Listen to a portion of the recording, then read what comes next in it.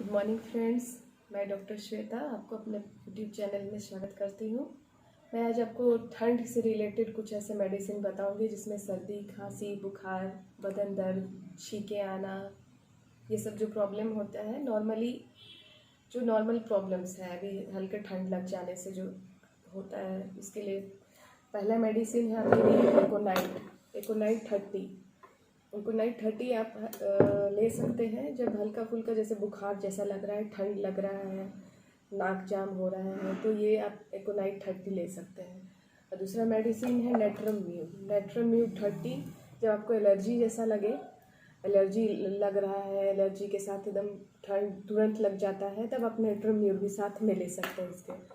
और एलियम सेपा 30, जब नाक से पानी बह रहा हो, पूरा आँख से पानी बह रहा हो और पूरा बदन दर्द है, तो आप ले सकते हैं एलियम सेपा 30।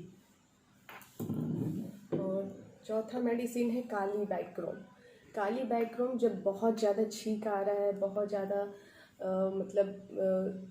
मतलब सफोकेशन जैसा लग रहा है, बहुत ज़्यादा एलर्जी टाइप से बहुत ज़्यादा लग रहा है, तब आप काली बाइक्रोम ले सकते हैं 30। आप चाहें तो आप चारों मेडिसिन को मिलाकर भी ले सकते हैं, 2-2 बूंद 3 टाइम्स। और साथ में अगर खांसी भी है तब आप एंटीम टार्ट 30 2 बूंद 3 बार ले सकते हैं।